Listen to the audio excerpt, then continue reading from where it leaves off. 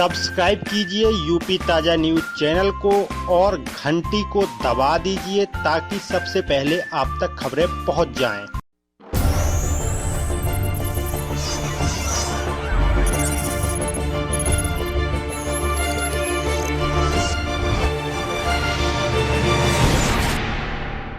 ये जो घटना है वो मेरी है। तो मेरे चचिया ससुर हैं जयनारायण गुप्ता, उनका लड़का है शशांक गुप्ता। वो आजकल मीडिया प्रभारी है बीजेपी का। तो मुझे बहुत ज़्यादा टॉर्चर कर रहा है और अभी से नहीं ये 7 सालों मेरे हस्बैंड ख़त्म हुए हैं तब से ये मुझे परेशान कर रहा है। लेकिन अभी 2 महीने जब से ये साल भर से मीडिया प्रभारी बना है तब से इसने अति करके रख ली है। और अभी 2 महीने से मैंने कुछ ज़्यादा ही परेशान करके रखी है। और मैंने हर जगह कोतवाली एसपी और एसडीएम डीएम के यहाँ गए थे, लेकिन एसडीएम ने मेरी एप्लीकेशन ली। उसके बाद मेरा कहीं सुनवाई नहीं हुई। मैं हर नेता के पास गई, मैंने ऐसा कोई नहीं बंदा छोड़ा जिसके पास मैं गई ना हूँ। इसने अपना हर जगह सोर्स लगाकर मुझे हर जगह से नाकामी प्राप्त हुई आजकल। और आगे अब मेरे घर में इसने ताला तोड़वा दिया। फिर मैंने कंप्लेंट दी पुलिस को, तो पुलिस आई, बोली कि आप कैमरा लगा लिए, तो इसने मेरे घर का कैमरा तोड़ दिया। फिर ऊपर से आके मुझे गंदी गंदी हरकतें, मेरा पेंट नहीं होने दे रहा, मेरे घर की नाली है वो मेरा नहीं करवाने दे रहा। कहता है मेरा कब्जा है, तो मैं मीडिया पर आ रही हूँ तो मैं कुछ भी कर सकता हूँ, मैं तुझे आजकल मुझे धमकी दे रहा है। मेरे बच्चे डरे हुए हैं सारे। बताइए मैं तुम्हें डांस से मार दूंगा अगर तुमने बाहर कुछ कहा तो। अब इसी इनकी लेडीजें आ गई हैं, तो लेडीजें मेरे ऊपर सवार होती हैं, गंदे गंदे आरोप लगा रही हैं कि तुम्हारा ये कर दूंगी, तुम्हारा वो करवा दूंगी। आप बताइए मैं कहाँ जाऊँ? मैं अकेली मैं रहूँ, मैं अकेली रहती हूँ, मेरे 3 बच्चे छोटे छोटे हैं। अब बताइए मैं कहाँ जाऊँ? और मैं 2 महीने से तो इतना परेशान करके मैं रात दिन मैंने सोना नहीं देखा कि सोना कैसा होता है। किस चीज़ का विवाद चल रहा है आपका?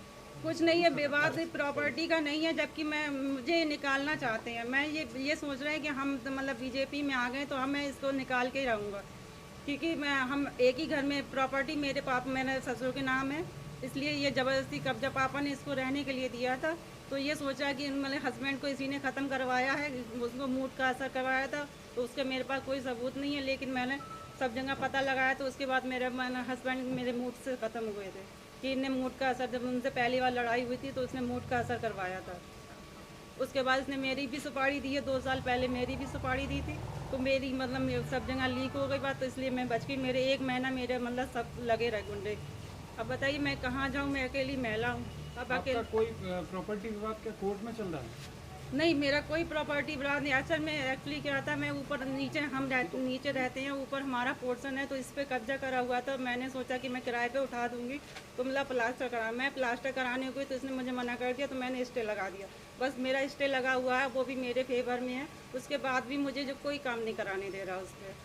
मेरा कोई वैसा कोई मुकदमा नहीं चल रहा है।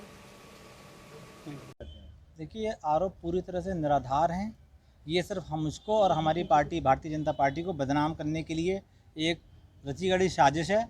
हमारी चचेरी भाभी रोली गुप्ता जी ये जो है हमारे माँ बाप को पिछले 7 सालों से प्रताड़ित करती आ रही हैं। मेरे पिताजी ब्लड प्रेशर के और डायबिटीज़ के पेशेंट हैं। उन्हें गंदी गंदी निकलते चलते गालियाँ देती हैं, कहीं बुढ़ा कहती हैं, कहीं बुढ़िया कहती हैं। इस तरह से हम लोग उनसे कई सालों से प्रताड़ित होते चले आ रहे हैं। और जहाँ तक संपत्ति का विवाद है, जो वो कहती हैं कि संपत्ति आप हमारी कब्जा किए हुए हैं, हम उनकी संपत्ति में कदापि कोई कब्जा नहीं किए हुए हैं। ये हमारा पैतृक मकान है। हम लोग जो है यहाँ पर पिछले 70 सालों से मेरे पिताजी मेरे बाबा के समय से रहते आ रहे हैं और ये हमारा संयुक्त हिंदू परिवार की संपत्ति के अंतर्गत हम यहाँ पर निवास कर रहे हैं। दूसरी बात, जब अगर उनको ऐसा लगता है कि आप हमारे में कब्जा करे हैं, तो उन्होंने 2016 में न्यायालय में ऑलरेडी वाद डाला हुआ है, जो कि माननीय न्यायालय में विचाराधीन है। तो मैं आप सभी के माध्यम से रिक्वेस्ट करूंगा कि न्यायालय का सम्मान करते हुए उसकी प्रतीक्षा करें और अनगनल हम लोगों पर सामाजिक छवि खराब करने की दृष्टि से हमारे पिता को और हम लोग यहाँ पर सम्मानित परिवार है, पिछले 80 सालों से यहाँ रह रहा है। हमको, हमारी माता जी को, हमारी वाइफ को बहुत ज़्यादा मानसिक परेशानी है। तो महिला विधवा होने का ये जीता ज़्यादा दुरुपयोग है। महिला सशक्तिकरण के नाम पर ये जो है कहीं ना कहीं गलत लोगों के बहकावे में आकर, जो पार्टी विरोधी लोग हैं उनके बहकावे में आके इस तरह के हथकंडे अपना के हमको बदनाम करने की कोशिश कर रही हैं।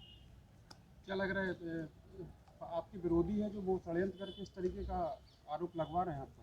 नहीं, ऐसा हमारा कोई विरोधी नहीं है, लेकिन हो सकता है क्योंकि जब आप समाज में अगर आप सम्मानित किसी परिवार से हों, खासतौर से जब आप राजनीतिक क्षेत्र में आगे बढ़ रहे हों, तो आपको नहीं पता रहता कि कौन आपका विरोधी है कौन नहीं। लेकिन कुछ लोग हो सकता है पीछे से उनको बरगला रहे हों, इस तरह की जो है बात हो सकती है।